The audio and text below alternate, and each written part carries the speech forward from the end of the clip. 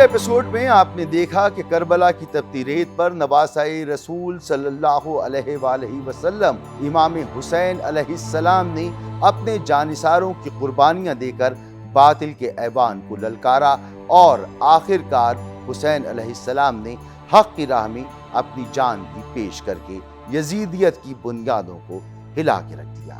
لیکن داستان کربلا یہیں ختم نہ ہوئی، اب ایک اور مارکا باقی تھا، ایسا مارکا جو تلواروں سے نہیں، صبر، حوصلے اور کلام کی طاقت سے لڑا جانا تھا۔ اب یہ جنگ سنبھالی اسیران کربلا نے۔ اہل بیت رسول صلی اللہ علیہ وآلہ وسلم کا زخموں سے چور قافلہ کوفہ میں داخل ہوا۔ آگے آگے نیزوں پر شہداء کے سر بلند تھے اور ان کے پیچھے تھے سرائے آل محمد صلی اللہ علیہ وآلہ وسلم۔ ابن زیاد نے جھوٹ اور پروپیگنڈے کا سہارا لے کر عوام کو یہ یقین دلا دیا تھا کہ حسین ابن علی علیہ السلام ایک باغی تھے جن پر فتح حاصل کر لی گئی ہے۔ اس جھوٹ کی بنیاد پر شہر کی گلیوں کو سجایا گیا اور لوگ جشن کے لیے گھروں سے نکلے، مگر جب قافلے میں بے ردا خواتین اور قیدی بچوں کو دیکھا تو کوفے کے لوگوں کے چہروں سے حیرت اور شرمندگی جھلکنے لگی اور ان کے چہرے سیاہ ہو گئے۔ جب یہ حقیقت آشکار ہوئی کہ یہ رسول خدا صلی اللہ علیہ وآلہ وسلم کے نواسے کا خانوادہ ہے تو چہروں سے رنگ اڑ گئے۔ پورا کوفہ غم و پشیمانی میں ڈوب گیا اور ہر آنکھ اشکبار ہو گئی۔ ایسے میں سیدہ زینب سلام اللہ علیہا کی یہ الفاظ کہ اے اہل کوفہ تم روتے ہو، خدا کرے تمہارے آنسوؤں کو تھمنا نصیب نہ ہو۔ تم نے سمجھنے کی کوشش بھی نہ کی کہ کس طرح تم نے رسول خدا صلی اللہ علیہ وآلہ وسلم کے جگر کو چاک کیا، ان کے محترم اہل حرم کو بے پردہ کیا اور ان کی ہتک حرمت کی۔ یہ الفاظ سننے والوں کے دل و دماغ پر بجلی بن کر گرنا شروع ہو گئے۔ پھر امام زین العابدین علیہ السلام نے بھی ذوف اور ناتوانی کے باعث تھرائی ہوئی آواز میں کہا کہ تم ہی نے تو ہمارا خون بہایا، اب تمہاری عورتیں ہمارے حال پر رو رہی ہیں، ہمارا اور تمہارا فیصلہ خدا کے سپرد ہے۔ جب قافلہ اہل بیت کو ابن زیاد کے دربار میں پیش کیا گیا تو اس ظالم نے اہل بیت کا دل دکھانے کے لیے امام حسین علیہ السلام کے دندان مبارک پر بے ادبی سے چھڑی مارنا شروع کی۔ یہ منظر دیکھ کر صحابی رسول صلی اللہ علیہ وآلہ وسلم زید بن ارقم رضی اللہ کے صبر کا بندھن ٹوٹ گیا۔ وہ پکار اٹھے، اے ابن زیاد، یہ وہ لب و دندان ہیں جن کے رسول خدا صلی اللہ علیہ وآلہ وسلم بوسے لیا کرتے تھے۔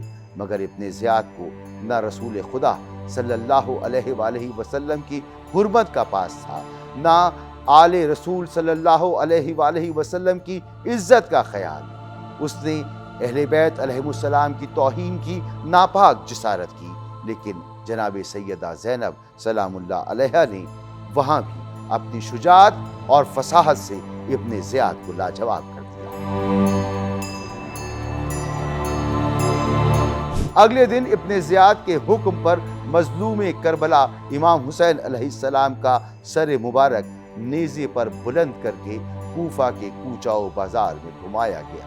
پھر بے دردی سے اس سر اقدس کو قصر کے دروازے پر آویزاں کر دیا گیا۔ پھر یزید کے حکم پر شہدائے کربلا کے تمام سروں کو زہیر بن قیس اور اس کے ساتھیوں کے سپرد کیا گیا تاکہ وہ انہیں دمشق لے جائیں۔ ان سروں کے عقب میں بیمار اور نحیف امام علی ابن الحسین علیہ السلام کی گردن میں طوق ظلم ڈال کر اہل حرم کو اونٹوں پر سوار کر کے یہ قافلہ مظلومیت شمر اور مخزر بن سلبیہ جیسے سفاک نگہبانوں کی نگرانی میں شام کی طرف روانہ کیا گیا۔ ظلم و ستم کا یہ سفر ایک نئے مرحلے میں داخل ہو چکا تھا۔ آخر کار یہ قافلہ مظلومیت شام پہنچا۔ دربار میں یزید اپنی جھوٹی فتح کی خوشیاں منا رہا تھا، لیکن جیسے ہی جناب زینب سلام اللہ علیہا نے بولنا شروع کیا، دربار کی فضا بدلنے لگی۔ اے یزید، کیا تو یہ سمجھتا ہے چونکہ تو نے ہمیں ہر طرف سے گھیر لیا، زمین و آسمان کے تمام راستے ہم پر بند کر دیے اور ہمیں قیدی بنا کر اپنے دربار میں لے آیا، تو اس سے خدا کے نزدیک بھی ہم حقیر اور تو باعزت قرار پا گیا؟ دربار میں ایک سناٹا چھا گیا۔ یزید جو فتح کا غرور لیے بیٹھا تھا، اب ان الفاظ کے سامنے بے بس نظر آنے لگا۔ جناب سیدہ زینب سلام اللہ علیہا نے فرمایا، کیا تیرے خیال میں تیری کامیابی اس بات کی دلیل ہے کہ تو خدا کا پسندیدہ بندہ ہے؟ اسی غلط فہمی میں تو اپنی سلطنت اور طاقت کو دیکھ کر خوش ہو رہا ہے۔ تجھے لگ رہا ہے کہ دنیا تیرے قبضے میں ہے، سب کچھ تیرے حکم پر چل رہا ہے۔ پھر جناب زینب سلام اللہ علیہا نے قرآن کی وہ آیات تلاوت کی جو ہر ظالم کے لیے ایک اعلان تنبیہ ہے۔ کافر لوگ یہ گمان نہ کریں کہ ہم انہیں جو مہلت دے رہے ہیں وہ ان کے لیے بہتر ہے، ہم تو انہیں صرف اس لیے مہلت دے رہے ہیں تاکہ یہ لوگ اپنے گناہوں میں اور اضافہ کر لیں، اور آخرکار ان کے لیے ذلیل کرنے والا عذاب ہوگا۔ جناب سیدہ زینب نے یزید کی جھوٹی دینداری، دوغلی پالیسی اور کھلی منافقت پر ایسی کاری ضرب لگائی کہ دربار میں سناٹا چھا گیا۔ آپ نے للکار کر سوال اٹھایا، کیا یہی ہے تیری اسلامی غیرت و حمیت کہ تو اپنی عورتوں بلکہ کنیزوں کے لیے بھی پردے کا اہتمام کرے اور رسول خدا صلی اللہ علیہ وآلہ وسلم کی نواسیوں کو بے پردہ قید کر کے بازاروں اور درباروں میں گھماتا پھرے؟ جناب سیدہ زینب سلام اللہ علیہا نے نہ صرف یزید کی زباں درازی کا جواب دیا بلکہ اس کے انجام کا ایسا آئینہ دکھایا کہ اس کی رگ و پہ میں لرزہ دوڑ گیا۔ آپ نے فرمایا، کاش تیرے ہاتھ شل اور زبان گنگ ہوتی اور تو نے جو کچھ کہا اور کیا وہ نہ کہا اور نہ کیا ہوتا۔ سیدہ زینب سلام اللہ علیہا نے صرف یزید کو ہی نہیں بلکہ اس کے درباریوں، حامیوں اور ساتھ دینے والوں کو بھی بے نقاب کیا۔ آپ نے فرمایا، ان لوگوں کو بھی جنہوں نے تیرے افعال کی تائید کی ہے اور تیرا ساتھ دے کر تجھے مسلمانوں کی گردنوں پر مسلط کر رکھا ہے، وہ بھی جلد جان لیں گے کہ اللہ ظالموں کو کیسا بدترین انجام دیتا ہے۔ یزید سمجھ رہا تھا کہ وہ کربلا کے بعد فتح یاب ہو چکا ہے، لیکن دربار شام میں جناب سیدہ زینب سلام اللہ علیہا نے اس کی نام نہاد کامیابی کو اس کے منہ پر شکست کی داستان بنا کر سنا دی۔ اے یزید، تو جتنی کوشش کر سکتا ہے کر لے، اپنی پوری طاقت لگا دے، اپنے تمام وسائل بروئے کار لے آ، لیکن سن لے، خدا کی قسم تو ہمارے ذکر کو اور ہماری زندگی کو فنا نہیں کر سکتا اور نہ ہمارے اصلی مقصد کو تو پہنچ سکتا ہے۔ اس خون کا ہر دھبا تیرے دامن پر قیامت تک باقی رہے گا اور تو کبھی اس کو دھو نہیں سکتا۔ جب یزید نے بھی وہی گستاخی دہرائی جو کوفہ میں ابن زیاد نے کی تھی، یعنی چھڑی سے امام حسین علیہ السلام کے لب و دندان مبارک کی بے حرمتی کی، تو دربار میں موجود صحابی رسول صلی اللہ علیہ وآلہ وسلم ابو برزہ اسلمی رضی اللہ بےتاب ہو کر کھڑے ہو گئے۔ انہوں نے للکارتے ہوئے کہا، ارے نادان، تو اپنی چھڑی ان لبوں پر مارتا ہے جنہیں میں نے بارہا دیکھا کہ رسول اللہ چومتے تھے۔ یاد رکھ کہ اب قیامت کے دن بس تیری شفاعت ابن زیاد ہی کرے گا۔ یزید کے دربار کا ماحول بدل رہا تھا۔ خود یزید کے خاندان کے ایک فرد نے بھی سچ کو تسلیم کیا اور وہ اعلانیہ اشعار میں امام حسین علیہ السلام کی مظلوم شہادت پر رنج و غم کا اظہار کرنے لگا، یہاں تک کہ ابن زیاد کو ظالم کہہ کر برا بھلا کہنے لگا۔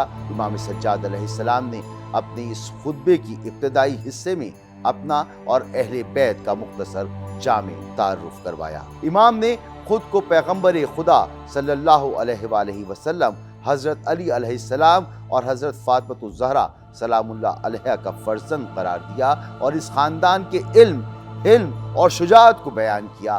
اس کے بعد امام حسین علیہ السلام کی مظلومیت اور آپ کی شہادت کی نوعیت بیان فرمائی۔ یہ خطبہ امام سجاد علیہ السلام کی بصیرت، ہمت اور علم کا زندہ ثبوت ہے۔ اس نے یزید کی جیت کو شکست میں بدل دیا۔ کربلا کے بعد جو ظلم چھپانے کی کوشش کی جا رہی تھی وہ خطبہ سجاد نے دنیا پر عیاں کر دیا۔ امام کے اس خطبے نے دربار میں سناٹا طاری کر دیا، لوگ رونے لگے۔ پھر بھی یہ نہ ہوا کہ اہل بیت نبوت کو فوراً مدینہ روانہ کر دیا جاتا۔ انہیں ایک طویل عرصے تک زندان کے اندھیروں میں قید رکھا گیا۔ جب ملک بھر میں بے چینی کی لہر دوڑنے لگی اور یزید کو سیاسی طور پر اپنی رسوائی کا احساس ہوا، تب جا کر اس نے اہل بیت رسول صلی اللہ علیہ وآلہ وسلم کو رہا کیا۔ ان کے لیے ایک علیحدہ مکان مختص کیا گیا جہاں دمشق کے باعزت گھرانوں کی عورتیں حاضر ہوئیں اور اہل بیت حسین علیہ السلام کو پرسہ دیا۔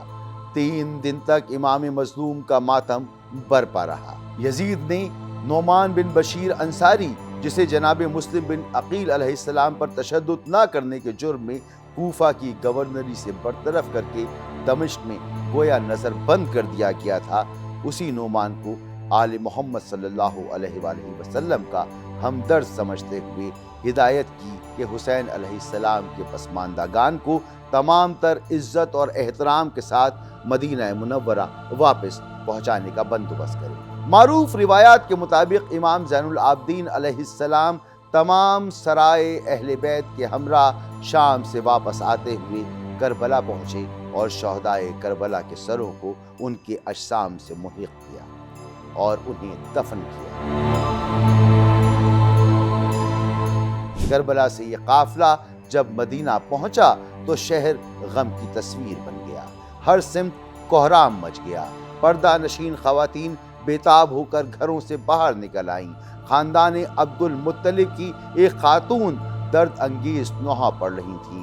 روز قیامت رسول خدا صلی اللہ علیہ وآلہ وسلم کو کیا منہ دکھاؤ گے جب وہ سوال کریں گے میرے بعد میرے اہل بیت کے ساتھ کیا سلوک کیا؟ جن کا حال یہ ہے کہ کچھ قید و زنجیر میں جکڑے گئے اور کچھ خاک و خون میں تڑپتے رہے۔ کیا یہی میری خدمات کا صلہ؟ میری امت نے میرے بعد میری اولاد کے ساتھ یہ برتاؤ کیا۔ قافلہ مدینہ پہنچ چکا تھا مگر داستان کربلا ختم نہیں ہوئی، بلکہ اب ایک نئے باب کا آغاز تھا۔ یہ وہ معرکہ تھا جس نے حق و باطل کے درمیان ایک ایسی لکیر کھینچ دی جو قیامت تک مٹنے والی نہیں۔ یہ ایک ایسا زخم ہے جو آج بھی تازہ ہے۔ کربلا نے نہ صرف اسلامی تاریخ کو بدلا بلکہ ضمیروں کو جگایا، عدل کی نئی پہچان دی اور سیاست و روحانیت کے معنی بدل دیے۔ بہت کچھ لکھا جا چکا، بہت کچھ دکھایا جا چکا، مگر اب بھی بہت کچھ سامنے آنا باقی ہے، کیونکہ کربلا صرف ایک سانحہ نہیں، ایک شعور ہے، ایک بیداری ہے، ایک تحریک ہے جو ہر دور کے یزید کے سامنے حسین کی طرح کھڑے ہونے کا حوصلہ دیتی ہے۔ اللہ نگہباں۔